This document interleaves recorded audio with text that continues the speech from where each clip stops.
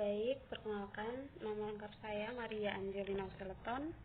Saya mahasiswi program studi biologi dari Fakultas Sains dan Teknik Universitas Nusa Cendana. Pada video kali ini saya akan menjelaskan bagaimana cara mengukur kepadatan populasi. Yang pertama, pengertian dari kepadatan populasi. Kepadatan populasi itu menggambarkan hubungan antara jumlah individu dalam satuan luas atau volume ruang yang ditempati pada waktu tertentu. Kepadatan ini ditentukan oleh hubungan dari angka kelahiran, kematian, emigrasi, dan imigrasi. Yang berikut metode dalam mengukur kepadatan populasi antara lain. Yang pertama itu perhitungan total populasi secara langsung. Menghitung secara langsung atau turun langsung ke lapangan, mengumpulkan data dan informasi, kemudian hitung secara menyeluruh untuk mendapatkan hasilnya. Pada metode ini umumnya digunakan dua cara, yaitu membagi kawasan menjadi beberapa blok, terus yang kedua itu menyisir kawasan. Membagi kawasan menjadi beberapa blok ini untuk menghitung jumlah individu yang ada pada setiap blok secara berurutan. Cara ini juga dilakukan dengan hitung di blok berbeda secara bersamaan oleh beberapa orang atau observasi.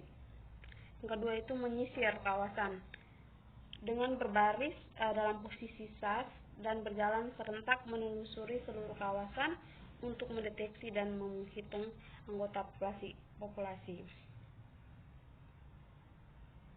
Metode ini dapat digunakan sekaligus untuk mengetahui pola sebaran populasi dalam kawasan serta sebaran umur dan seks dari populasi tersebut. Namun,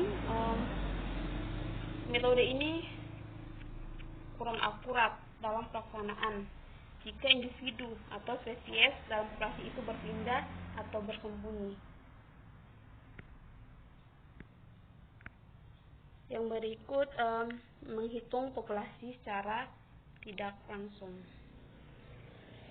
Secara tidak langsung itu ada 4 teknik. Yang pertama itu melihat melalui bekas tapak kaki, terus kedua itu kotoran atau feses, yang ketiga bagian-bagian yang ditinggalkan seperti sisa makanan atau bekas gigitan, keempat sarang dan suara.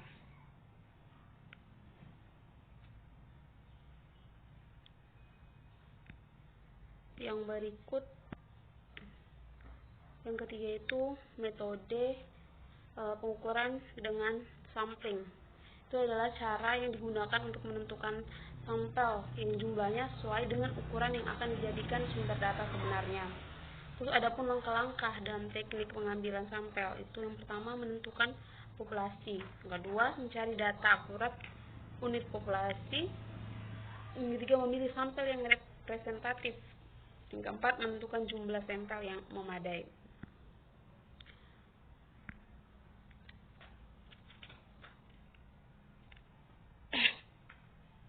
Baik,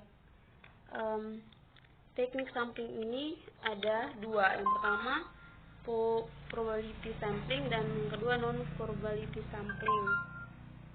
Yang termasuk ke dalam kelompok probability sampling itu antara lain yang pertama simple random sampling, proportional stratified random, terus yang ketiga disproportionate stratified random sampling, dan yang keempat area atau cluster sampling. Sedangkan yang termasuk ke dalam jenis non probability sampling itu antara lain ada sampling sistematis, sampling kuota, sampling aksidental, dan purposive sampling, sampling jenuh, dan snowball sampling. Kita lihat yang pertama itu probability sampling. Probability sampling adalah salah satu teknik pengambilan sampel yang memberikan peluang yang sama bagi setiap unsur atau spesies populasi untuk dipilih menjadi anggota sampel. Dengan probability sampling, maka pengambilan sampel secara acak atau random dari populasi yang ada. Teknik ini meliputi yang pertama simple random sampling. Simple random sampling dinyatakan simple sederhana karena pengambilan populasi dilakukan secara acak tanpa memperhatikan strata atau tingkatan dalam populasi. Teknik ini untuk mendapatkan sampel yang langsung, maka dilakukan pada unit sampling. Maka setiap unit sebagai unsur populasi terpencil memperoleh peluang yang sama untuk menjadi sampel atau untuk mewakili populasinya. Cara tersebut dilakukan bila anggota populasi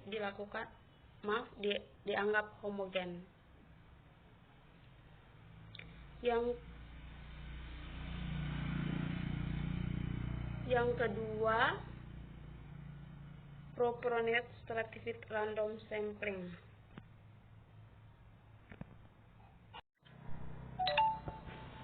Baik, cara yang kedua itu Proportionate Stratified Random Sampling. Biasa digunakan pada populasi yang mempunyai susunan bertingkat atau berlapis-lapis. Teknik ini digunakan bila populasi mempunyai anggota atau spesies yang tidak homogen dan berstrata secara proporsional. Adapun kelemahan dari cara ini adalah tidak ada investigasi mengenai daftar subjek, maka tidak dapat membuat strata atau tingkatan. Yang ketiga, Disproportionate Stratified Random Sampling digunakan untuk menentukan jumlah sampel bila populasinya berstrata tetapi kurang proporsional. Yang keempat itu cluster sampling atau area sampling. Teknik pengambilan ini digunakan bila mana populasi tidak terdiri dari individu-individu, melainkan terdiri dari kelompok-kelompok individu atau cluster. Teknik sampling daerah ini digunakan untuk menentukan sampel bila objek yang akan diteliti sangat luas. Yang berikut, yang kedua, teknik sampling kedua itu non-probability sampling. Ini pengertian itu kebalikan dari probability sampling, yakni teknik pengambilan sampel yang tidak memberikan peluang atau kesempatan yang sama bagi setiap unsur atau anggota populasi untuk dipilih menjadi sampel. Adapun beberapa jenis. Yang pertama, sampling sistematis atau systematic sampling adalah teknik penentuan sampel berdasarkan urutan dari anggota populasi yang telah diberi nomor urut. Yang kedua itu ada sampling kuota atau kuota sampling. Adalah teknik untuk menentukan sampel dari populasi yang mempunyai ciri-ciri tertentu sampai jumlah kuota yang diinginkan. Teknik ini tidak diperhitungkan, akan tetapi diklasifikasikan dalam beberapa kelompok. Teknik ini biasanya digunakan dan desain untuk penelitian yang menginginkan sedikit sampel. Yang ketiga, sampling aksidental adalah teknik penentuan sampel berdasarkan kebetulan, yaitu siapa saja yang secara kebetulan bertemu dengan peneliti yang dapat digunakan sebagai sampel.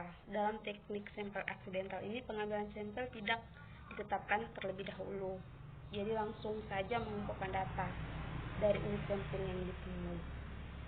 Yang keempat itu ada sampling proposif, adalah teknik penentuan sampel dengan pertimbangan tertentu, pemilihan sekelompok subjek dalam proposif sampling didasarkan atas ciri-ciri tertentu yang dipandang mempunyai sangkut paut yang erat dengan ciri-ciri populasi. Yang berikut, sampling jenuh. Sampling jenuh adalah teknik penentuan sampel bila semua anggota populasi digunakan sebagai sampel. Hal ini sering dilakukan bila jumlah populasinya relatif kecil atau kurang dari 30 orang. Sampel jenuh ini disebut dengan istilah sensus. Yang terakhir itu ada snowball sampling, adalah teknik pengambilan sampel yang awal mula jumlahnya kecil, kemudian sampel disuruh memilih teman-temannya untuk dijadikan sampel, dan begitu seterusnya sehingga jumlah sampel makin lama makin banyak. Demikian hasil presentasi dari saya. Sekian dan terima kasih.